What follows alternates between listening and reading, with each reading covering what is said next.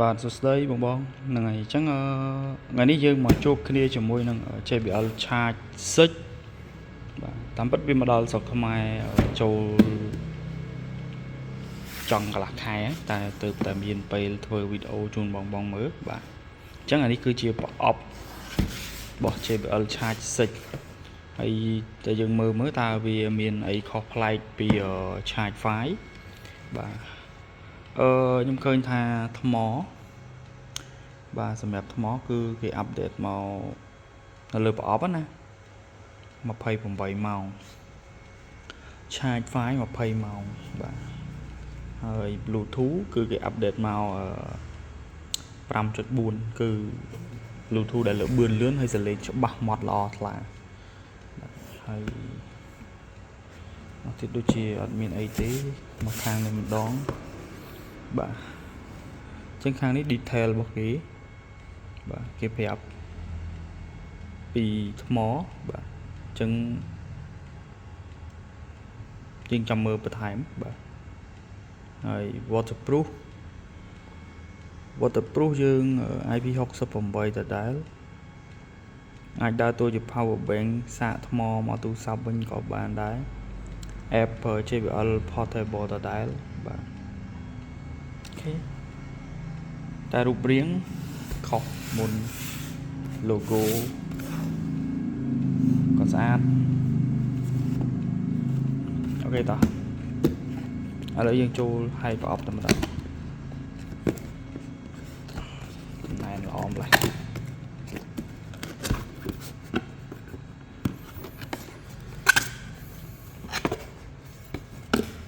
អញ្ចឹងយើងទទួលបានប្រអប់នេះមួយគឺ accessory និងសភៅណែនាំ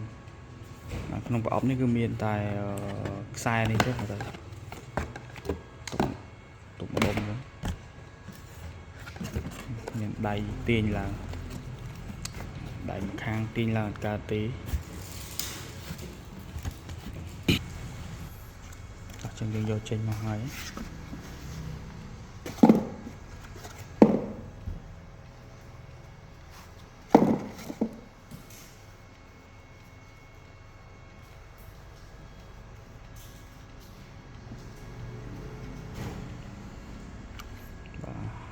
ហ្នឹងហើយបងនេះគឺជា JBL Charge 6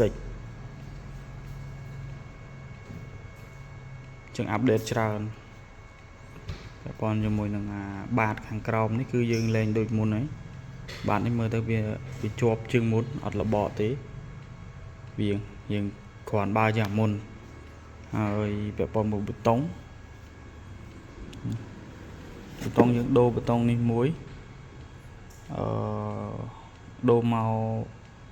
multi connection ដូចទៅ seri party box ដែរ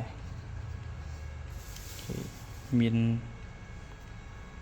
ដៃសម្រាប់ថ្ពក់ជាមួយនឹងខ្សែហើយអត់មានសន្ទះខាងក្រោយទេអត់មានរន USB ទេ USB type A ហ្នឹងក៏អត់មានទេគឺមាន type C ហ្មង in out បាទមួយហ្នឹងគឺ in ផង out ផងហើយចំពោះកម្លាំងគឺ45វ៉ាត់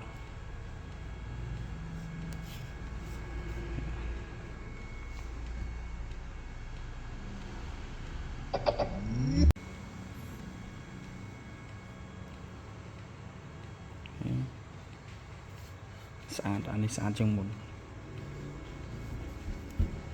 ហើយនៅក្នុងប្រអប់នេះយើងឆែកជេរមើលតិចមក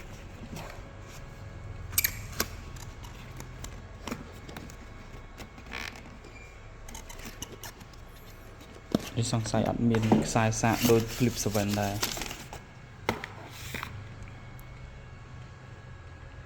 អត់មានទេ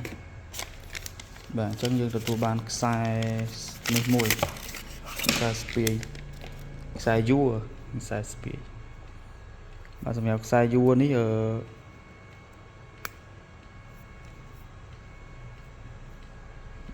មានសភាពស្វិតល្អបាទអញ្ចឹងអានេះយើងអាចប្រើបាន2មុខតាមគេណែនាំមកនៅក្នុងគេប្រើដាក់យួរចេះក៏បានគេប្រើចេះក៏បាន គេអញ្ចឹងរបៀបភ្ជាប់យើងអាចមើលតាមការណែនាំនេះបានបាទ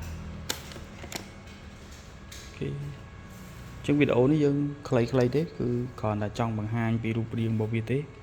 អត់មានអីច្រើនទេហើយការប្រើប្រាស់ដោយអត់មានអីប្លែកទេដូចតែគ្នាជាមួយនឹងនេះទេព្រោះជា speaker សម្រាប់ចាក់ចម្រៀងបាទមិនបាច់ប្រាប់ពីការប្រើប្រាស់ក៏ចេះប្រើដែរបាទអរគុណបាយបាយ